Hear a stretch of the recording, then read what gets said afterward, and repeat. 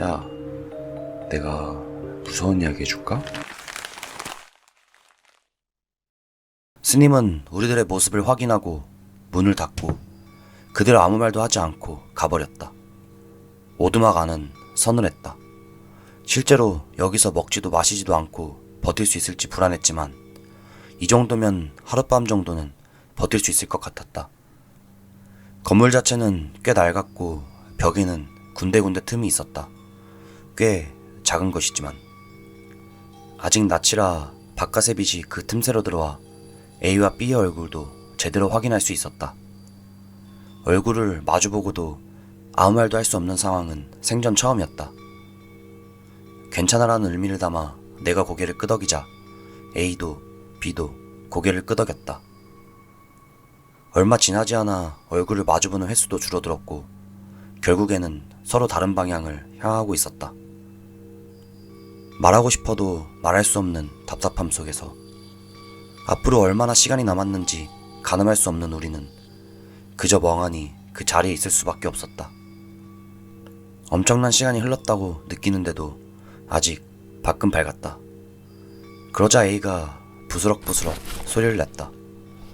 뭘 하고 있나 싶어 너무 큰 소리를 내기 전에 말리려고 A 쪽으로 돌아서자 A는 손에 든 종이와 펜을 우리에게 보여주었다. 이 녀석은 스님의 말을 듣지 않고 몰래 펜을 숨겨 가지고 있었던 것이다. 그리고 종이는 껌 포장지였다. 뭐 메모지 같은 건 가지고 있을 리 없는 우리들이니까 분명 그것밖에 생각나지 않았을 것이다. 뭐 하는 거야? 순간 그렇게 생각한 나였지만 의사소통이 되지 않는 이 상황에서 극도로 불안해진 탓도 있어서 A가 취한 행동에 아무 말도 할 수 없었다. 오히려 하나의 빛이라고 해야 할까? 잘 설명할 수는 없지만 어쨌든 몹시 안심했던 기억이 난다. A는 먼저 종이에 글씨를 써서 나에게 건네주었다.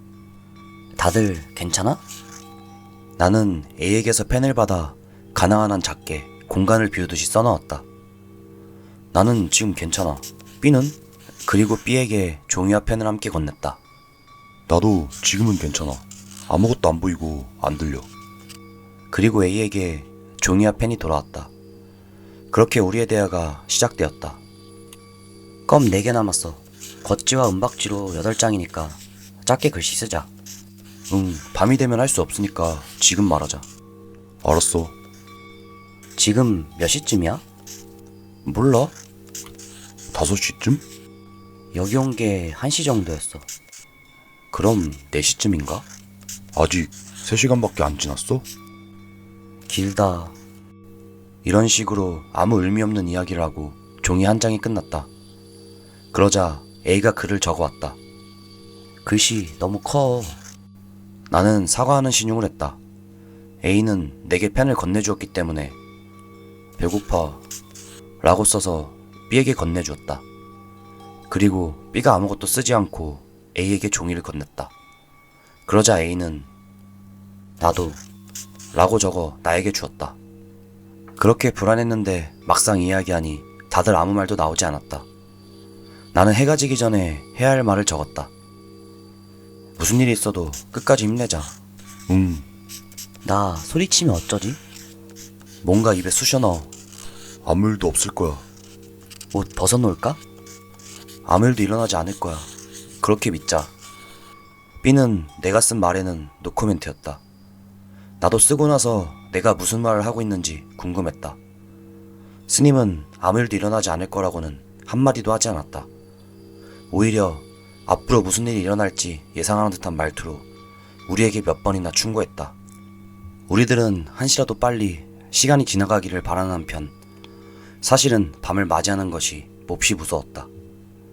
밤뿐만 아니라 이렇게 시간을 보내는 것도 사실은 무서워서 견딜 수가 없었다. 유일한 구원은 서로의 존재를 눈으로 볼 수 있다는 것뿐이었다. 내 말 한마디에 공기가 확 무거워졌다.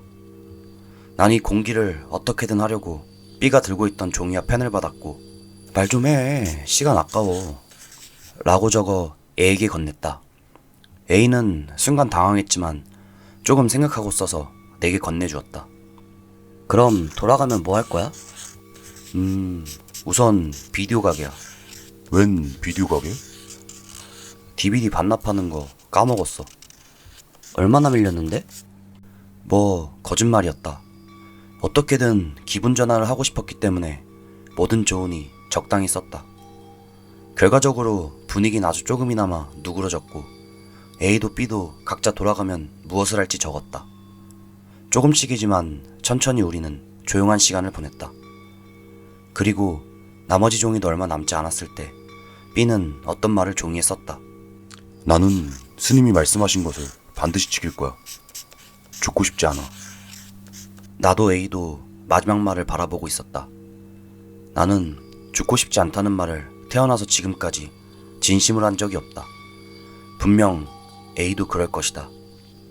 죽을 줄 몰랐기 때문이다. 죽음을 가까이 느껴본 적이 없기 때문이다. 그걸 지금 눈앞에서 마음속 깊이 말하는 놈이 있다. 그 사실이 너무나 충격적이었다. 나는 B의 눈을 똑바로 바라보며 고개를 끄덕였다.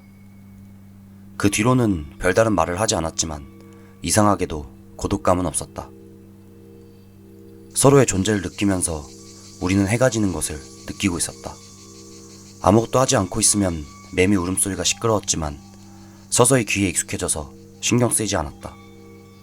하지만 귀를 기울이면 뭔가 다른 소리가 들리는 것 같았다. 더욱 귀를 기울이자 점점 그 소리가 선명하게 들리기 시작했다. 나는 생각하기도 전에 확신했다. 그 숨소리로. B를 보았다. 어두워서 잘 보이지 않았지만 B가 알아차리는 기색은 없었다. B에게는 들리지 않는가?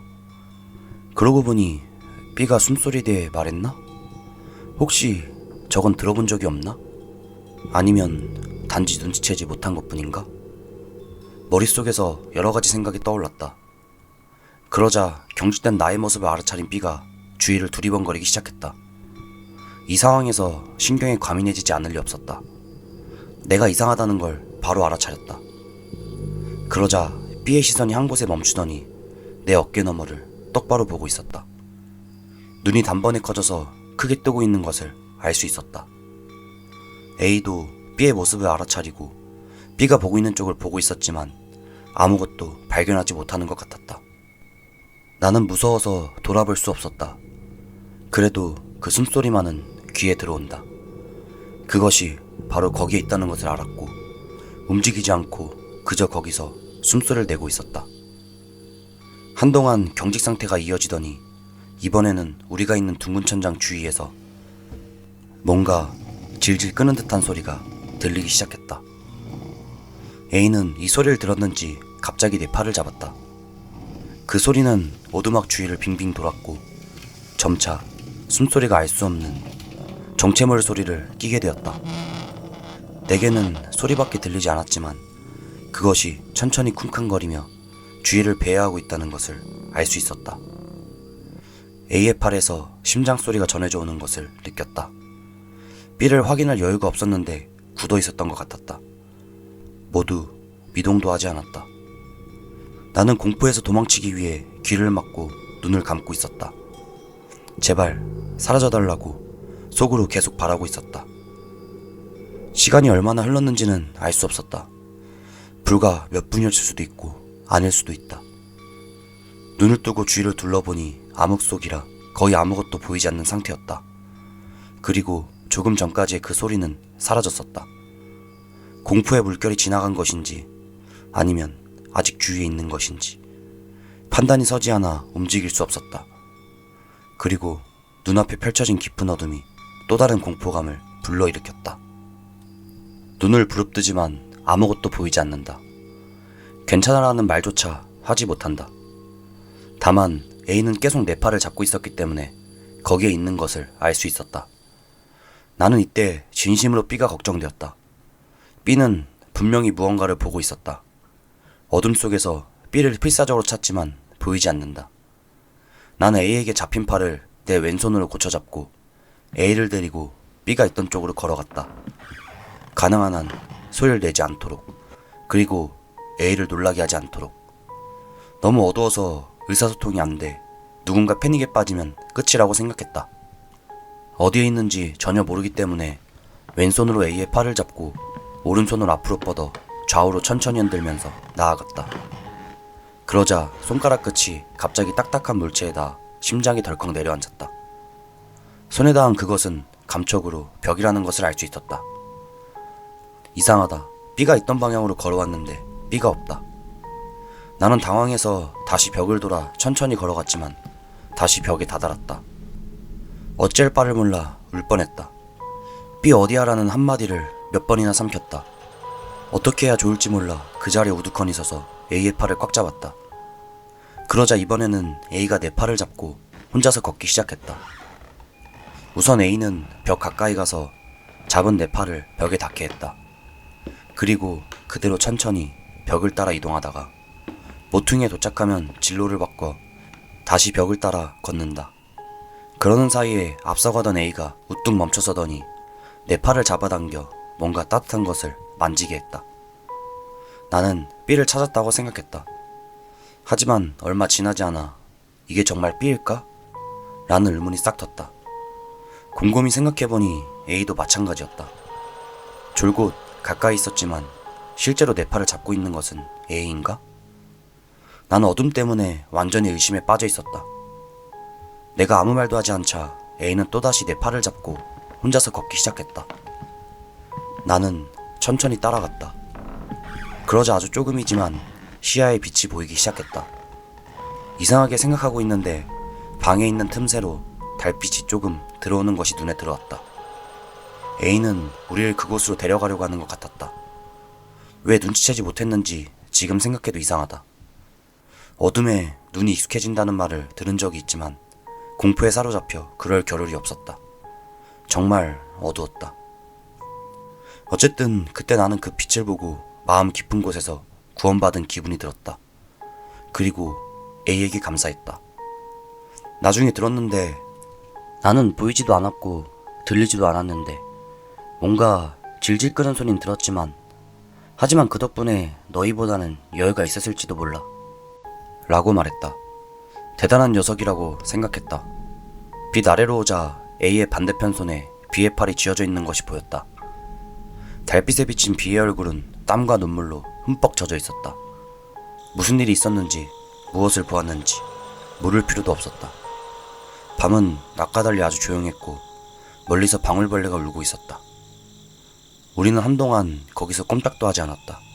부끄럽지만 셋이 서로 손을 맞잡고 앉았다. 꼭 원을 그린 느낌이었다. 그 상태가 가장 안심할 수 있는 형태였던 것 같다. 그리고 무엇보다 비록 작은 빛이라도 상대방의 모습이 확인되는 것만으로 다른 차원처럼 느껴졌다. 잠시 그러고 있자 마침내 예상했던 일이 일어났다. 생리현상이기 때문에 절대 피할 수 없다고 생각했다. A는 자기 바지 주머니에서 스님에게 받은 천자루를 부스럭거리며 꺼내더니 일어서서 우리에게서 조금 떨어졌다. 정적 속에서 A가 내는 소리가 울려 퍼졌다. 어쩐지 바보 같은 소리에 약간 맥이 풀려서 나와 B는 얼굴을 마주보고 씩 웃었다. 그 순간이었다. B군. 순식간에 몸에 긴장감이 돌았다. 그때 또다시 소리가 들렸다. 우리가 들어온 문 바로 바깥쪽에서였다. B군.